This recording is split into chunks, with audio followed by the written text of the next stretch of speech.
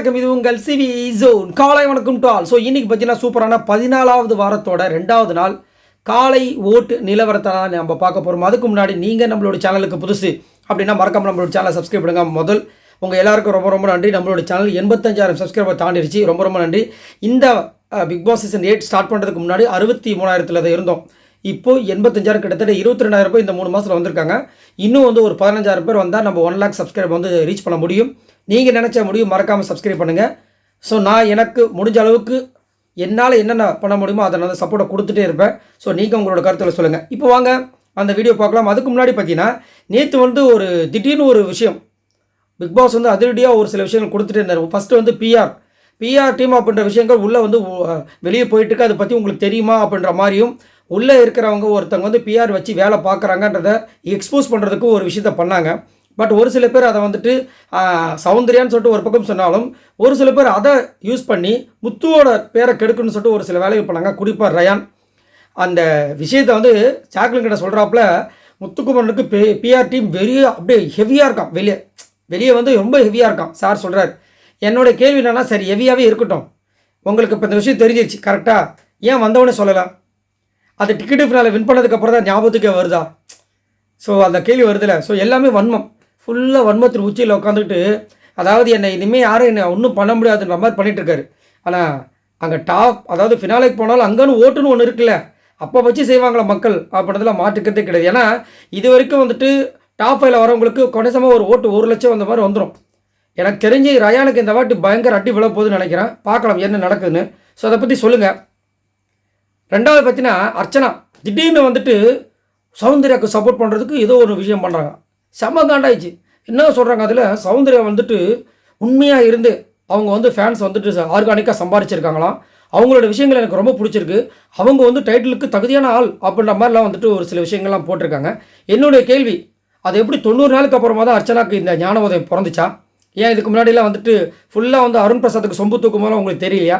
நம்மளும் என்ன நினச்சோம், அதுக்கே இதை பர்சனலையும் கேமையும் ஒன்றா இது பண்ணக்கூடாது, அவங்க மறைமுகமாக அவங்களுடைய ஃபேன்ஸுக்கு அருணுக்கு சப்போர்ட் பண்ணுங்கன்ற ஒரு விஷயத்தை பண்ணுறாங்கன்னு சொல்லிட்டு இருந்தோம். பட் இப்போ என்னென்னா, அருணுக்கு எப்படியும் இந்த டைட்டில் கிடைக்காது அப்படின்றது தெரிஞ்சு போச்சு. ஏன்னா ஓட்டிங்ஸை பார்த்தாவே கிளியராக தெரியுது அது முத்துக்குமாரன் கைவசம் தான் இருக்குது. இப்போது அருணை இந்த அளவுக்கு ஆக்கினது முக்கிய காரணம் முத்துக்குமாரன். இப்போ முத்துக்குமாரன் நான் பழி வாங்கணும், அதை பழி வாங்குறதுக்கு முத்துக்குமாருக்கு சண்டைலாம் போட வேண்டிய அவசியம் இல்லை.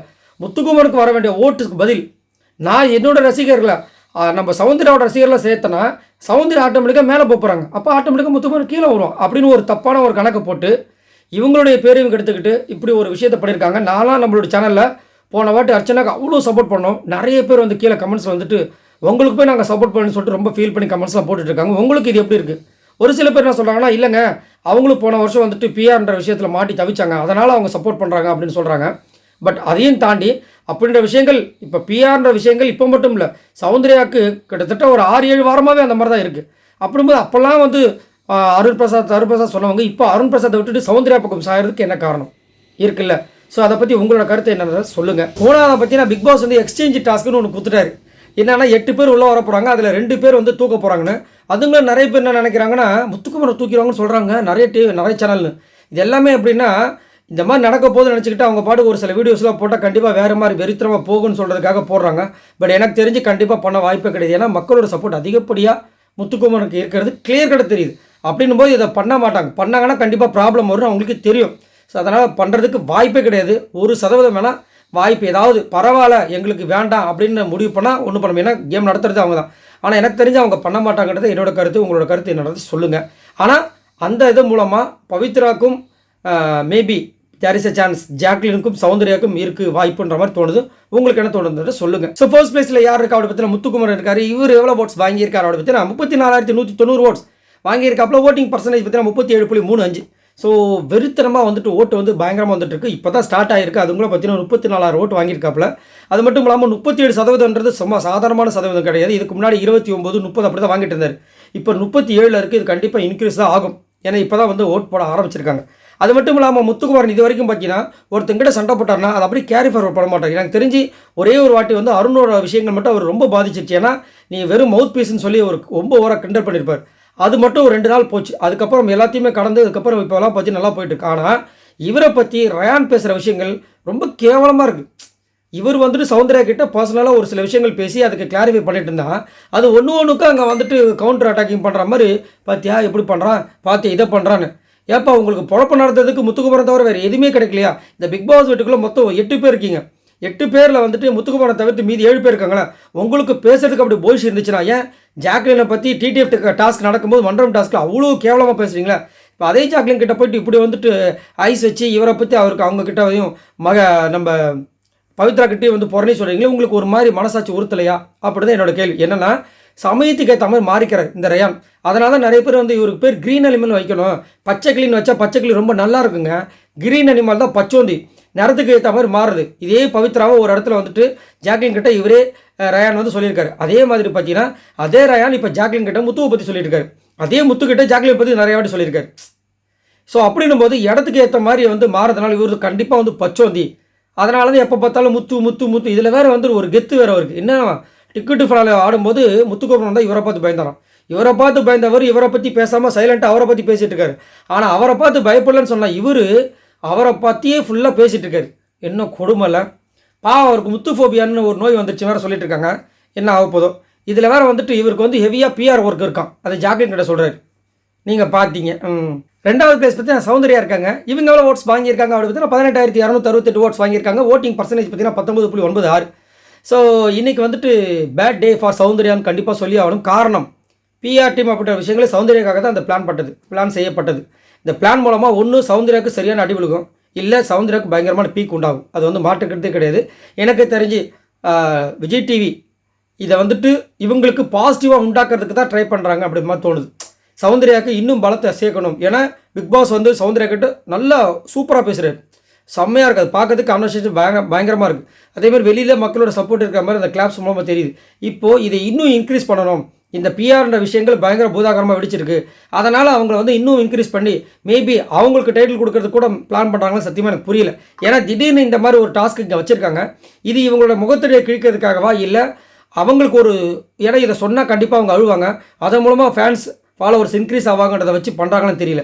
அதே மாதிரி இவங்க மேலே நிறைய பேர் குற்றச்சாட்டு வச்சு என்னன்னா பிஆர் டீம் எதுக்கு இருக்குன்னு அவங்க சொல்கிற ஒரே ஒரு வார்த்தை, நாங்கள்லாம் வந்துட்டு வெல்வெர்ஸ்டு எல்லாருக்குமே தெரியும். தீபக் என்ன சொல்கிறாருன்னா, நாங்களாம் வந்து ஆல்ரெடி பரிச்சயமான முகங்கள், எங்களுக்கே அவ்வளோ கேப்ஸ் வரமாட்டுது. ஆனால் நீங்கள் பரிச்சயம் இல்லாத, அதாவது ரொம்ப பெருசெல்லாம் இல்லை, ஓரளவுக்கு பரிச்சயமானவங்க, ஆனால் உங்களுக்கு வாரம் கிளாப்ஸ் வருது. அது எப்படி? இப்போ எங்களுக்கு டவுட் வருமா இல்லையா? அதனால தான் எங்களுக்கு டவுட் வருதுன்றாங்க. அவங்க என்ன சொல்கிறாங்க, ஆமாம் சரி பிஆர் இருக்கட்டுமே, ஏன் பிஆர் இருந்தால் இப்போ என்னன்னு கேட்குறாங்க. ஒரு இடத்துல வந்துட்டு ஆமாம் பிஆர் இருக்கட்டுமே, பிஆர் இருந்தால் என்ன, இப்போ நம்ம செய்கிற விஷயங்கள் ஒருத்தவங்களுக்கு கொண்டு போய் சேர்க்கணும்ல, அதுக்கு அந்த பிஆர் பண்ணிட்டு போகிறாங்க, அதனால் உங்களுக்கு என்னன்னு கேட்குறாங்க. சம்பள. ஸோ அவங்களே ஒத்துக்கிறாங்க அவங்களுக்கு பிஆர் இருக்குன்ட்டு. அதை மட்டும் இல்லாமல் இவங்களுக்கு சார்பாக வந்து நம்ம விஷ்ணுவே அதை ஒத்துக்கிட்டு போயிட்டாப்புல. ஏன்னா அவர் அங்கே பார்த்தீங்கன்னா அவ்வளோ விஷயங்கள் பண்ணிட்டுருக்காரு. இப்போ கூட சேர்ந்து இன்னொரு பிஆர் வேலை பார்க்குறதுக்கு அர்ச்சனா அவங்களுக்கு இறங்கியிருக்காங்க. ஏமா உங்களுக்கு எவ்வளோ பேர் நல்ல பேர் இருக்குது, கெடுத்துக்கிறீங்களேம்மான்ற மாதிரி இருக்குது. நான் சத்தியமாக இதை எக்ஸ்பெக்ட் பண்ணவே இல்லை. நம்ம அர்ச்சனா கிட்டே வந்துட்டு சரி உங்களுக்கு உண்மையிலேயே சௌந்தர்யா பிடிச்சிருக்கா, நீங்கள் எப்போ பிடிச்சதோ அப்போ சொல்லியிருக்கணும். அது எப்படி 90 நாள் கழித்து கரெக்டாக ஒரு 6-7 நாள் தான், 8-9 நாள் தான் இருக்குது ஃபினாலேக்கு. இந்த டைமில் வந்து நான் வந்து சப்போர்ட் பண்ணுறேன். சூப்பரில் வேறு மாதிரி வெறித்தனமாக இருக்குது, ஆனால் நல்லா இல்லை. அதே மாதிரி சௌந்தர்யா வந்து இதெல்லாம் பேசிட்டு முத்துக்குமரனுக்கும் அருணுக்கும் வந்து இருக்குன்ற மாதிரி ஒன்று சொன்னாங்க. அது கொஞ்சம் யோசிக்கிற மாதிரி இருந்துச்சு. அருணுக்கும் ஏன்னா ஒரு வாட்டி வந்துட்டு விஜய் சேதுபதி வந்துட்டு அருணை கலாய்க்கும் போதெல்லாம் உங்கள் ஃபேன்ஸ் என்னை திட்டுறாங்க சொல்லியிருப்பார். ஸோ அதன்படி பார்க்கும்போது அது டவுட் வருது. ஆனால் முத்துக்குமரனுக்கு பிஆர் இருக்குன்ற மாதிரி வந்து சொல்லும்போது கிரிஞ்சாக தெரியுது. ஏன்னா வேணுட்டு சொல்லணுன்ட்டு சௌந்தர்யாவோட முன்னாடி விஷயங்களை நீங்களாம் நல்லா ஞாபகம் இருக்குன்னு நினைக்கிறேன். ஒரு கொஸ்டின் கேட்டாங்கன்னா ஃபஸ்ட்டு ஆன்சர் எழுதிடுவாங்க என்னென்னு, முத்துக்குமரன். அதுக்கப்புறம் தான் ரீசனை வந்துட்டு அங்கே வந்து யோசிப்பாங்க அந்த மாதிரி ஆள். அதனால் ஒன்றும் சொல்கிறதுக்கு இல்லை. 3வது பிளேஸ் பார்த்தீங்கன்னா ஜாக்லின் இருக்காங்க. இவங்க எவ்வளோ ஓட்ஸ் வாங்கியிருக்காங்க அப்படி பார்த்தீங்கன்னா 8,529 ஓட்ஸ் வாங்கியிருக்காங்க. ஓட்டிங் பர்சன்டேஜ் பார்த்தீங்கன்னா 9.32. ஜாக்லின் வந்து சூப்பராக சௌந்தர்யா பற்றி ஒரு விஷயம் பண்ணாங்க, செம்மையாக இருந்துச்சு. அதாவது அந்த பிஆர் டீம் இப்போது நான் இல்லை முத்துக்குமரன் இல்லை ரயான் யாராவது தப்பு பண்ணால் அது வந்து மீண்டு வரதுக்கு எங்களுக்கு 2-3 வாரம் ஆகுது. ஏன்னா அடுத்த வாரமாக அது கண்டிப்பாக அது தெரியுது, அது பிரதிபலிக்குது. அந்த கிளாப்ஸ் மூலமாக மக்கள் வெறுக்கிற விஷயங்கள் மூலமாக எங்களுக்கு தெரியுது. ஆனால் இப்போ சௌந்தர்யா ஏதாவது ஒரு பெரிய தப்பு பண்ணுறாங்கன்னா அது ஒரு வாரம் கூட இல்லை, அது அப்பயும் மறைஞ்சிருது. ஏன் அப்படின்னா ஒரு கோடு பக்கத்தில் இன்னொரு பெரிய கோடை போட்டால் அந்த கோடு சின்ன கோடு ஆகிடும். அந்த மாதிரி இவங்க பண்ணுற பெரிய விஷயங்கள் பக்கத்தில் இவங்க பண்ணுற க்யூட்டான ரியாக்ஷன்ஸ் அதிகப்படியாக வந்துட்டு எல்லாருக்கும் கொண்டு போய் சேர்க்கும்போது இது அப்படியே மறைஞ்சிருது. அப்படிங்கும்போது ஒரு அழகான விஷயத்த சொன்னாங்க, ரொம்ப அழகாக இருந்துச்சு.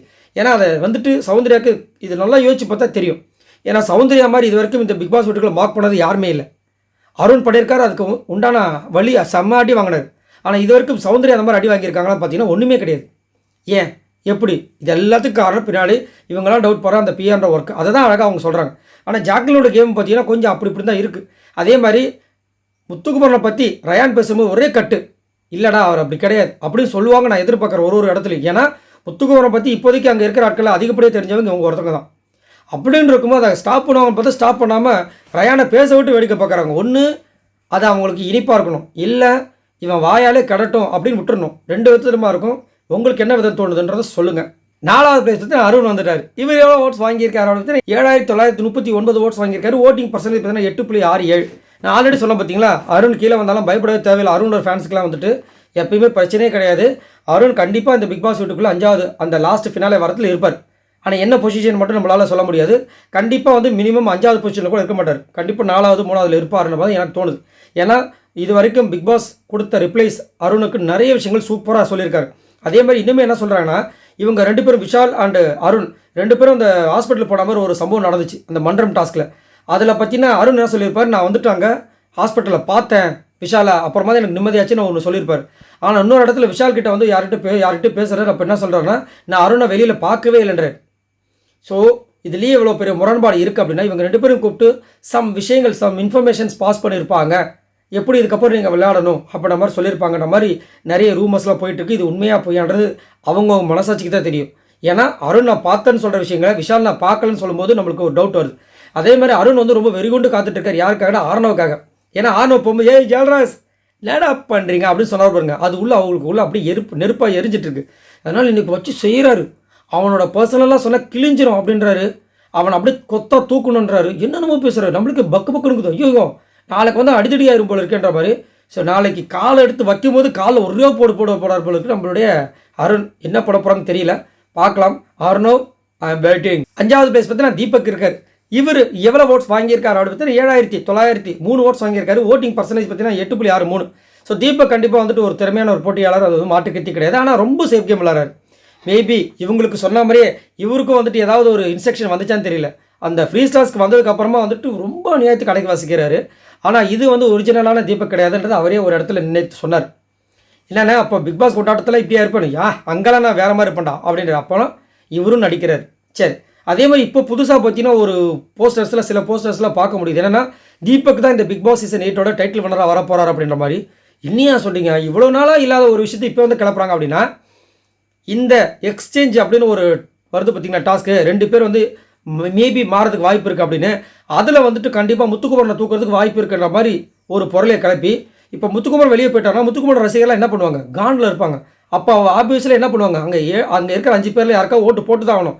அதில் இப்போதைக்கு தீபக் தான் வந்து பயங்கர ஃபிட்டாக இருக்கிற ஒரு காரணத்தினால தீபக்கு ஓட்டை போட்டு, அதாவது பிரதீப் வெளியே போகும்போது அர்ச்சனாக்கு அந்த ஓட்டெல்லாம் ட்ரான்ஸ்ஃபர் ஆகி எப்படி வின் பண்ணாங்களோ அந்த மாதிரி ஒரு பிளான் நடக்க போகுதுன்ற மாதிரி சொல்லிட்டு இருக்காங்க. பட் எனக்கு அந்த மாதிரி தோணலை. கண்டிப்பாக இந்த பிக் பாஸ் சீசன் 8 டைட்டில்னால் நம்மளோட முத்துக்குமரன் தான் வருவார் அப்படின்னு தான் எனக்கு தோணுது. ஏன்னா அந்தளவுக்கு அவங்க பண்ண மாட்டாங்கன்னு தான் தோணுது. உங்களுக்கு என்ன தோணுதுன்றதை சொல்லுங்கள். அதே மாதிரி நேற்று வந்து அந்த ரோஸ்ட் டாஸ்கில் கூட வந்து ரொம்ப சேஃபாக ப்ளே பண்ண மாதிரி இருந்துச்சு. உங்களுக்கு தோணுச்சான்றதை சொல்லுங்கள். 6வது பிளேஸ் பார்த்தீங்கன்னா விஷால் இருக்கார். இவர் எவ்வளோ ஓட்ஸ் வாங்கியிருக்காரு அடுத்து 7357 ஓட்ஸ் வாங்கியிருக்காரு. ஓட்டிங் பர்சன்டேஜ் பார்த்தீங்கன்னா 8.04. ஸோ விஷால் கண்டிப்பாக வந்துட்டு இந்த வாரம் கண்டிப்பாக ஹோகையாக இருக்கிறதுக்கு வாய்ப்பு எக்கச்சமாக இருக்குது. பட் எனக்கு என்ன தோணுதுன்னா, எப்படி நம்ம அருணை நம்புகிறோமோ அவர் போக மாட்டாருங்க. அதே மாதிரி தான் விஷால் மேலே எனக்கு ஒரு டவுட் இருக்குது. ஏன்னா இவர் அனுப்பணும்னு நினச்சிருந்தாங்கன்னா பிக் பாஸ் டீம் எப்பயோ அமைச்சிருப்பாங்க. இன்னும் வச்சுருக்காங்கன்னா கண்டிப்பாக இவரெல்லாம் டாப்பில் வருவார். அதேமாரி எப்படி ஆர்டர் வந்து அருண் வந்து கலாச்சாரம் அதை மட்டும் பயங்கரமாக நேற்று வந்து சம்பவம் பண்ணிட்டாப்புல விஷால். ஏன்னா இந்த மேக்கப் வந்துட்டு மறந்து வச்சிட்டாங்க போல இருக்குது, அதை வாங்கிறதுக்கு தான் வராங்க அப்படின்ற மாதிரி ஒரு ரோஸ்ட்டு ஒரு இது அந்த பதாகை எடுத்து கரெக்டாக ஆர்னவுக்கு வச்சார் பாருங்க. எல்லாம் சிரிக்கிறாங்க. இதை வந்துட்டு லைவில் வந்து ஆர்னவ் பார்த்தானா அவ்வளோதான் ஒரு மாதிரி ஆகிடுவார். என்ன பண்ணுவார் அவருக்கு தெரியும், அந்த மாதிரி ஆகிடுவார். நாளைக்கு வந்துட்டு அவருக்கு சர்ப்ரைஸ் பண்ணுறதுக்காக யார் உள்ள வர எக்ஸ் கண்டஸ்டன்ஸ்க்குலாம் வந்து சர்ப்ரைஸ் பண்ணுறதுக்காக அந்த போர்டு அங்கேயே வச்சுருக்காங்க. உங்களை வந்து அன்புடன் வரவேற்கிறோம்ன்ற மாதிரி வெல்கம் போர்டில் வந்து பேருக்கு மணமகன் பெயர் மணமகள் பெயர் அந்த மாதிரி வந்துட்டு இவர் அருணவ் நேமுக்கு நேராக யாரெல்லாம் கழிவு ஊற்றுறாங்களோ என்னென்ன கழிவு ஊற்றுறாங்கன்றதெல்லாம் வந்திருக்கு. வந்தவொடனே பார்த்தவொடனே செம்மையாக வந்து கொதிக்க போகிறாங்க. என்ன நடக்க போகுதுன்னு தெரியல. ஆனால் செம்மையாக இருந்துச்சு நேற்று. அதே மாதிரி நிறைய பேரோட விஷயம் என்னவா இருக்குன்னா, விஷால் வந்துட்டு தர்ஷிகா கிட்டேயும் மன்ஷிதா கிட்டேயும் எப்படி மூவ் பண்ண போகிறார், 2 பேரும் ஒரே நேரத்தில் வரும்போதுன்றது ஒரு பெரிய ஒரு எதிர்பார்ப்பாக இருக்குது. நீங்கள் உங்களுக்கு என்ன தோணுதுன்றது சொல்லுங்கள். 7வது பிளேஸ் பார்த்தீங்கன்னா பவித்ரா இருக்காங்க. இவங்க எவ்வளோ ஓட்ஸ் வாங்கியிருக்காங்க அப்படி பார்த்தீங்கன்னா 7355 ஓட்ஸ் வாங்கியிருக்காங்க. ஓட்டிங் பர்சன்டேஜ் பார்த்தீங்கன்னா 8.03. ஸோ பவித்ரா நிறைய பேர் இப்போ அவங்களுக்கு என்ன பேர் வைக்கிறாங்கன்னா கும்பரஞ்சாமி. ஏன்னா எல்லா இடத்துலையும் அவங்க சொல்கிறதுக்கெல்லாம் கும்புறம் சாமி, ஆமா சாமி இதை தான் பண்ணிகிட்டு இருக்காங்க. ஏம்மா கொஞ்சம் ஓப்பனாக தான் பேசம்மா. உங்ககிட்ட வந்துட்டு ரயான் பேசும்போது உங்கள் மூஞ்ச பார்த்தாவே நீங்கள் வைக்கிற கருத்தை பார்க்கும்போது தெரியுது அவர் பேசுறது உங்களுக்கு பிடிக்கல அப்படின்னு. ஏன்டா அதை விட்டுட்டு வேறு ஏதாவது பேசுகிறான்னு அவங்க சொல்கிறது தெரியுது. ஆனாலும் அதை ஸ்ட்ராங்காக சொல்லி நிறுத்த மாட்டாங்க. அவர் பேசட்டுன்னு சொல்லிட்டு காதார வாங்கிக்கிட்டு இந்த காதார விட்டுட்டுருக்காங்க. ஏன் இப்போ அப்படி பண்ணுறதுல என்ன ஆகுனா, இவங்களை அறியாமல் ரயானை வந்துட்டு இவங்க வந்து கெடுக்கிறாங்க. ஏன்னா இப்படி தான் ஜெஃப்ரி பண்ண தப்புகள் வந்து யாருமே சுட்டி காட்டாமல் பண்ணதுனால தான் ஜெஃப்ரி வெளியே போனார். இதேமாதிரி இப்போ ரயான் வந்துட்டு நல்ல மனுஷன் தான். இப்போ ஏதோ ஒரு ஈகோ பிரச்சனையில் அவர் இப்போ பேசிகிட்டு இருக்காரு. எப்போ பார்த்தாலும் முத்து முத்து பேசிகிட்டு இருக்காரு. அதை வந்து இவங்க வந்து கொஞ்சம் இந்த மாதிரி புத்திமதி சொல்லி கேட்கணும். கேட்க வைக்கலன்னா அவரை தனிமைப்படுத்தணும். அப்போ தான் அவருக்கு புத்தி வரும். அதை விட்டுட்டு அவர் பேசும்போது நீங்கள் காது கொடுத்து கேட்டால் அவருக்கு என்ன தோணுன்னா, நம்ம பேசலாம் கரெக்டாக, அதனால தான் அந்த பொண்ணு கேட்குதுன்ற மாதிரி போகும். அதை ஏன் இவங்க போட்டாங்கன்னு தெரியல. அது மட்டும் இல்லாமல் மாற்றி மாற்றி பேசுகிறாரு அப்படின்னு இவங்களே ஒரு இடத்துல வந்து கருத்து வைக்கிறாங்க முத்துக்குமரன் மேலே. ஆனால் ஒரே நாளில் வந்து அந்த பெல்ட் அடித்தது நேற்று நடக்குது. ஏன்னா முந்தா நேற்று வந்துட்டு இவருக்கு பதில் இவர் அப்படின்னும் போது ஃபேட் பண்ணி இருந்தால் தான் நல்லா இருந்திருக்கும். முத்துக்குமரனுக்கு பதில் இந்த கேமே வேறு மாதிரி போயிருக்கோன்றாங்க. நேற்று வந்து ரோஸ்ட் இதில் வந்துட்டு ஃபேட் பண்ணால தான் கேமெல்லாம் பிரச்சனையாக போச்சு, அவரால் தான் வந்து இது ஆயிடுச்சு, அதனால் இவர் எதுக்கு திரும்ப வரணுன்றாங்க. இது ரெண்டுமே ஒரு கான்ட்ரவர்சியாக இருக்குது. ஒன்றும் புரியலன்ற மாதிரி இருக்குது. அதேமாதிரி சௌந்தர்யா என்ன பண்ணுறாங்க, அன்றைக்கி ஞாயிற்றுக்கிழமை முத்துக்குமரன் பதில் ஆர்ஜி ஆனந்தி இருந்தால் சூப்பராக இருக்கும், மண்டே கழுவாமல் நேர்மையாக விளையாண்டுருப்பாங்கன்னு சொல்கிறாங்க. அதே ஆர்ஜி ஆனந்தி போகிறதுக்கு முன்னாடி நாமினேஷனில் என்ன சொல்கிறாங்க, இவங்க வந்து மண்டையை கழுவாத மாதிரி கழுவுறாங்கன்றாங்க. ஸோ மாற்றி மாற்றி மாற்றி மாற்றி பேசுகிறது இவங்க. ஆனால் பழியெல்லாம் போகிறது முத்துக்குமரன் மேலே. என்னடா நடக்குதுன்ற மாதிரி இருக்குது. ஸோ சரி விடுங்க, எது எப்படியோ இந்த வாரம் வந்துட்டு கண்டிப்பாக டபுள் எவிக்ஷன் இருக்குது. அடுத்த வாரம் ஒரு மிட்வீக் எவிக்ஷன் இருக்குது வச்சுக்கோங்களேன். ஸோ இவங்க எல்லாரும் மொத்தமாக ஓட்ஸ் இது வரைக்கும் பார்த்தீங்கன்னா 91,541 ஓட்ஸ் வாங்கியிருக்காங்க. ஸோ இந்த வாரம் கண்டிப்பாக வந்துட்டு பவித்ராக்கும் விஷாலுக்கும் பயங்கரமான ஒரு சர்ப்ரைஸ் காத்துட்டு இருக்கு. வெளியே போகிறதுக்கு எக்கச்சக்க வாய்ப்புகள் இருக்குது. தீபக்கெலாம் எனக்கு தெரிஞ்சு அனுப்ப போகிறது கிடையாது, அருண் அனுப்ப மாட்டாங்க, ஜாக்லினும் எனக்கு தெரிஞ்சு அனுப்ப மாட்டாங்க. பட் இவங்களை கம்பேர் பண்ணும்போது ஜாக்லினுக்கு ஒரு பிரச்சனை இருக்குது, சௌந்தர்யாவுக்கும் பிரச்சனை இருக்குது, முத்துக்குமரனுக்கும் பிரச்சனை இருக்குது. அதிகப்படியாக சௌந்தர்யாவுக்கும் ஜாக்லினுக்கும் பவித்ராவுக்கும் தான் இருக்குன்ற மாதிரி தோணுது. சரி, நீங்கள் உங்களோட கருத்தை சொல்லுங்கள். உங்களுக்கு என்ன தோணுது, இந்த வாரம் யார் வெளியேறுவாங்க அப்படின்னு உங்களுக்கு தோணுது? மறக்காமல் கமெண்ட் பண்ணுங்கள். இந்த வீடியோக்கு மறக்காமல் லைக் பண்ணி தட்டி விடுங்க. நான் அடுத்த ஒரு சூப்பரான வீடியோவில் சந்திக்கிற வரைக்கும் பாய் நண்பர்களே.